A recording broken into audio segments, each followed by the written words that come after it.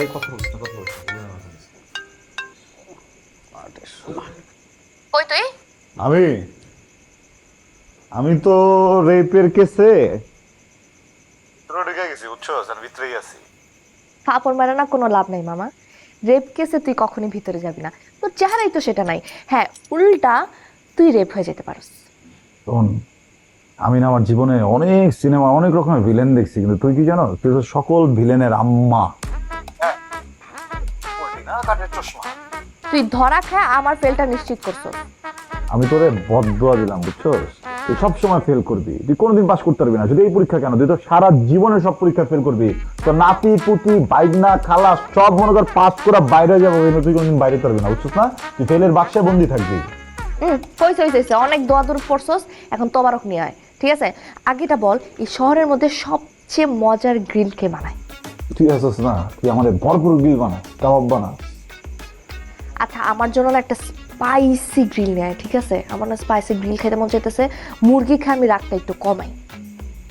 এই ভাই, তুই কত বড় বেহায়া! রাইতের বাজে 2টা, এই 2টার দিকে তুই আমার কাছে গ্রিল আনতে, তোর জন্য আমি রেপ মামলা খাইতে খাইতে বাইচে গেছি, তোর জন্য আমি 1 মাসের জন্য সাসপেন্ড হয়ে গেছি, আমার জীবনটা তেজপাতা বানিয়ে দেয়, আর তুই গ্রিল খাইতে চাস?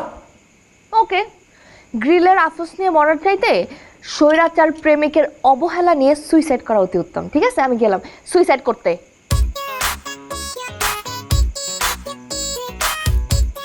গ্রিল নিয়ে আসতে পারবে, একটা গ্রিল চেয়েছে সেটাও পারবে না। কিসে? একটু মশলা, একটা রড, আর একটা বালতি নিন। মশলা, রড, বালতি এগুলো দিয়ে তুই কি করবি? আমি কিছু করবো না, কি করবি? মশলাটারে মেরিনেট করে আমার শরীরে বসে, তারপর রডটা ভরে দিবি, আর আমি গ্রিলে যাবো। দোস্ত পারবি না, ব্যথা পাবি।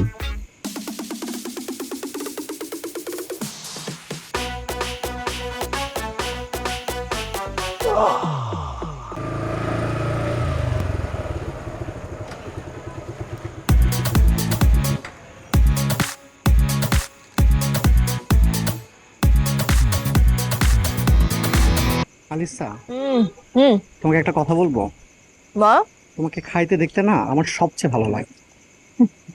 তোমার কখন কি খাইতে মন চায়?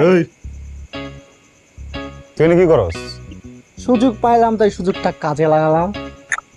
তোর কি চান্স দিচ্ছে? নাম নাম নাম তোর চান্স দিছিস কেন?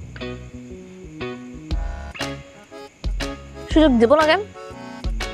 তুই তো স্বৈরাচার প্রেমিক, আমার ইচ্ছার কোনো মূল্য তো তোর কাছে নাই, দিছস কোনো? দিবিও না। তোর আমি কি কইছিলাম?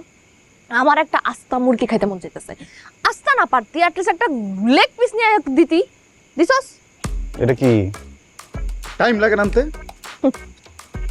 সময়ের কাজ সময় করতে হয় না, না করলে এগুলাই হয়। দেখ, তুই একবার চিন্তা কর, তখন যখন আমার গ্রিল খেতে ইচ্ছা করছে, আমি যদি গ্রিলের কষ্টে সুইসাইড করতাম, তখন আমার মারা অবস্থাটা কি হতো? আমি যে মারা গেছি এই কষ্টে আমার মা তো নির্ঘাত স্ট্রোক করতো না? অবশ্যই করতো। অবশ্যই করতো। তুই দুইটা মানুষরে অকাল মৃত্যুর মাস্টার প্ল্যান করে ফেলছিলি।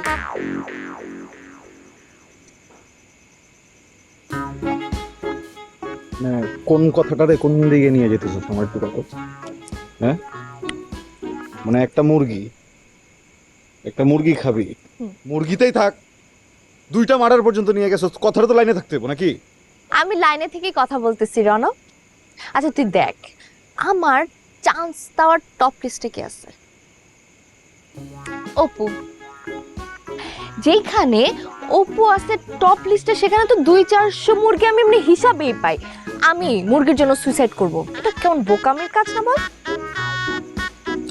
আরো গ্রিল অর্ডার করবো কিনা খালি বলো, তুমি দেখো। না, এখন দরকার নেই, লাগলে আমি তোমাকে বলবো, ঠিক আছে? শরমের তো কিছু নাই, তাই না? বল রন। শোন, তুই এগুলো থেকে একটু শিখ। যেদিন যায় সেটা কিন্তু ভালো, আসে দিন কিন্তু খারাপ। আচ্ছা দেখ, কি আনছিস দেখি? মুরগি আনছিস নাকি চড়ি পাখি? কাউয়া আনছিলাম ফ্রাই করা, তোরে আর দিব না। যে পাশের গলি তোর কয়েকটা ভাই বকবক করতেছে তো করে খাওয়াই। দেখছো কেমন অপমান করে চলে গেল। ওর পুরা তোমার যে মায়া গোমতো করছ ক্লিয়ার, দেখছো কি আবার? রনো আমার গিল দেয় রনো।